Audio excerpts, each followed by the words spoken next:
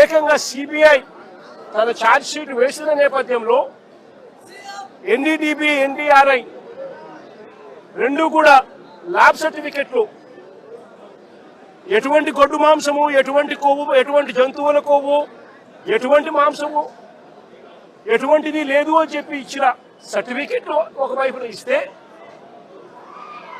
ఇదే పెద్ద మనిషి చంద్రబాబు నాయుడు గారికి క్షమాపణ చెప్పాల్సింది పోయి చంద్రబాబు నాయుడు గారిని ఎవరైనా ప్రశ్నిస్తే ఎందుకయ్యా ఇంత అబద్ధాలు చెప్పావు, ఎందుకయ్యా ఇలా అన్యాయం చేశావు, ఎందుకయ్యా ఇలా వెంకటేశ్వర స్వామి ప్రసాదాన్ని ఆ ప్రతిష్టను ఎందుకయ్యా దెబ్బతీశావు అని చంద్రబాబు నాయుడు గారిని ఎవరైనా గట్టిగా నిలదీస్తే, గట్టిగా ప్రశ్నిస్తే ఆయన చేసింది ఏమిటి? అంబటి రాంబాబన్న మీద దాడి. ఏ రకంగా దాడి చేశారు? 10:30కు ఆయన గుడికి పోయి గుడిలో పొద్దున్నే చంద్రబాబు నాయుడు గారికి జ్ఞానోదయం రావాలి అని చెప్పి పూజ చేసి గుడిలో నుంచి ఆయన బయటకు వస్తా ఉంటే గుడి నుంచి మళ్ళీ ఆయన ఇంటికి వచ్చే మార్గంలో గుడి నుంచి ఇంటికి వచ్చే మార్గంలో ఏకంగా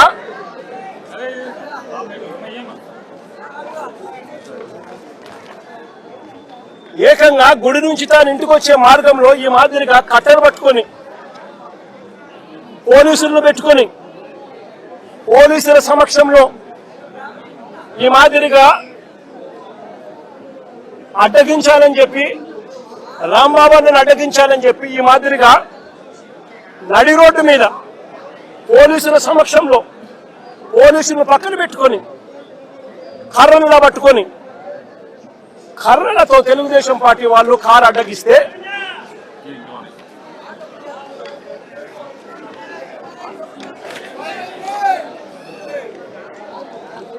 ఈ మాదిరిగా పోలీసులను పెట్టుకొని కర్రలతో ఈ మాదిరిగా కారు అడ్డగిస్తే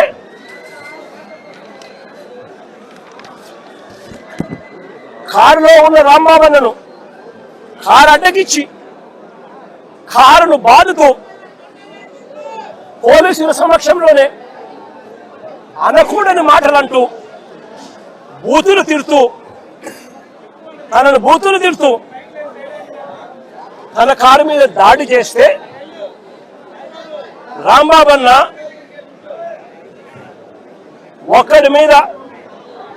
ఒక కారు మీద ఇంతమంది దుండగులు వచ్చి బూతులు తిడుతూ పోలీసుల సమక్షంలో మీడియా కూడా తెలుగుదేశం పార్టీకి సంబంధించిన మీడియాను కూడా అక్కడే పెట్టుకొని వాళ్ళందరి సమక్షంలో బూతులు తిడుతూ రాంబాబన్న కారును అడ్డగిస్తే రాంబాబన్న వాళ్ళ బూతులు తిట్టినందుకు రెస్పాన్స్ గా రియాక్ట్ అయ్యాడు ఆయన. ఆ రియాక్ట్ అయ్యే దాంట్లో ఆయన నోట్లో నుంచి ఒక్కడే ఉండడం వల్ల ఇంతమంది చుట్టుముట్టి ఆయనను కారును బాదుతా ఉన్నారు. ఒక వైపున ఆయన మీద దాడి జరుగుతూ ఉంది, మరోవైపున ఆయన తిడుతూ ఉన్నారు. అలాంటి సందర్భంలో ఆయన కూడా నోట్లో నుంచి 2-3 తిట్లేమన్నా తిట్టాడు. ఒక రియాక్షన్ గా జరిగింది. నేను అడుగుతా ఉన్నా ఇదే చంద్రబాబు నాయుడు గారిని, ఇదే పవన్ కళ్యాణ్ గారిని, ఇదే నారా లోకేష్ గారిని అడుగుతా ఉన్నా, మీరు తిట్టే తిట్టులకు ఎటువంటి రియాక్షన్ అవసరం లేదు, మీ మీద ఎటువంటి అటాక్ లేకుండానే మీరు రొటీన్ గానే తిరుగుతా ఉన్నారు. ఈ మాదిరిగా ఇదేమి కొత్తగా జరిగేదేమీ కాదు. మీరు తిరిగితే ఒక రకంగా ఉంటుంది. అంబటి రాంబాబన్న ప్రాణం మీదకి వచ్చినప్పుడు రియాక్షన్ గా ఆయన తిరిగితే మాత్రం ఇంకొక రకంగా దాన్ని చిత్రీకరిస్తా ఉన్నారు. అయినప్పటికీ కూడా రాంబాబన్న ఇంటికి వచ్చి 10:30కు అది జరిగితే 10:30-11:30 గంట 10:30 ప్రాంతంలో అది జరిగితే ఆయన ఇంటికి వచ్చి 12 గంటలకు 1 గంటకు ఆ ప్రాంతంలో ఇంట్లో తాను ప్రెస్ మీట్ కూడా పెట్టి జరిగిన విషయమంతా కూడా వివరించి, ఆయన పెద్ద మనిషి కాబట్టి, సంస్కారం ఉన్న వ్యక్తి కాబట్టి ఆయన నేను తిట్టకుండా ఉండాల్సింది అని కూడా చింతిస్తూ చెప్పాడు. అంటే తన మీద దాడి జరుగుతా ఉన్నా, తనను ఒకవైపున తిరుగుతా ఉన్నా, అప్పుడు భావోద్వేగంలో ఆయన 2 తిట్లు తిట్టినందుకు ఇంటికి వచ్చి బాధపడి ప్రెస్ మీట్ పెట్టి మీడియా సమక్షంలో ఆయన దీనికి వివరణ ఇస్తూ, అయినా నేను తిట్టకుండా ఉండింటే బాగుండేది, నేను చింతిస్తున్నాను అని సంస్కారం కలిగిన వ్యక్తిగా అంబటి రాంబాబు అన్న వివరణ కూడా ఇచ్చాడు. అంతటి సంస్కారం ఉన్న వ్యక్తిని నిజంగా చేతనైతే పొగడాలి, నిజంగా చేతనైతే పొగడాలి. తప్పు చేశాడు, వాళ్ళు చేసిన దానికి, వాళ్ళు తిట్టిన దానికి, వాళ్ళు ఆయన కారు మీద దాడి చేసినప్పుడు జరిగిన భావోద్వేగ పరిణామంలో కూడా ఆయన ఒకవేళ తిట్టింది తప్పి అయితే క్షమాపణ అని చెప్పన్నట్టుగా తాను చింతిస్తూ చెప్పినప్పుడు చేతనైతే తనను చేసిన మంచి పనికి పొగడాలి.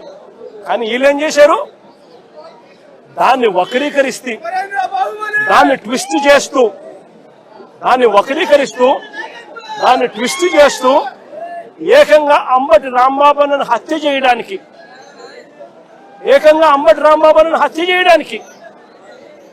ఏకంగా 5 గంటల నుంచి, సాయంత్రం 5 గంటల నుంచి రాత్రి 1 గంట దాకా,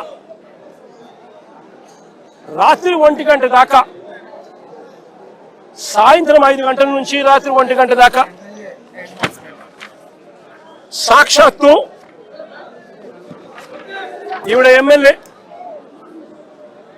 గల్లా మాధవి ఇక్కడ మనుషులను వేసుకొని వచ్చి ఈవిడ ఆధ్వర్యంలోనే రాంబాబు అన్న ఇంట్లో దాడి, 5 కార్ల ధ్వంసం, అద్దాలు ఇంట్లో ఇరిగిపోయినాయి, సామాన్లు ఇంట్లో ఇరిగిపోయినాయి, పక్కనున్న ఆఫీసులో మొత్తం అన్ని పగలగొట్టేసినారు.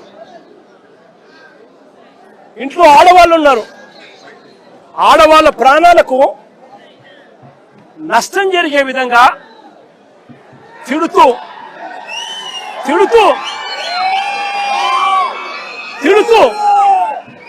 వీళ్ళు వ్యవహరించిన తీరు ఇది. గల్లా మాధవి ఎమ్మెల్యే గారి భర్త సాక్షాత్తు అంబటి రాంబాబు అన్న ఆఫీసును పగల కొడుతూ ఆ రూమ్ లో ఉన్నప్పుడు ఫోటో. నేను అడుగుతా ఉన్నా,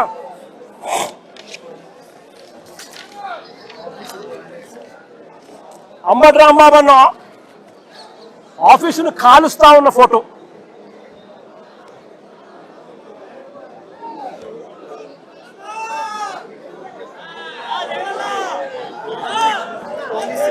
నేను అడుగుతా ఉన్నా. ఇవన్నీ పోలీసుల సమక్షంలోనే 5 గంటల నుంచి ఇవన్నీ జరుగుతూ ఉంటే,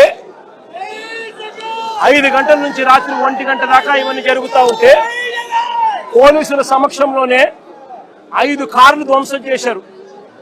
ఇల్లు మొత్తం, ఆఫీసు మొత్తం తగలబెట్టారు, ఆఫీసులో సామాన్లన్నీ విరగొట్టారు, ఇంట్లో ఉన్న అద్దాలన్నీ పగలగొట్టారు, ఇంట్లో ఆడోళ్ళు ఉండాలని కూడా చూడుకోకుండా ఏకంగా ఇంట్లోకి వచ్చే కార్యక్రమం చేశారు.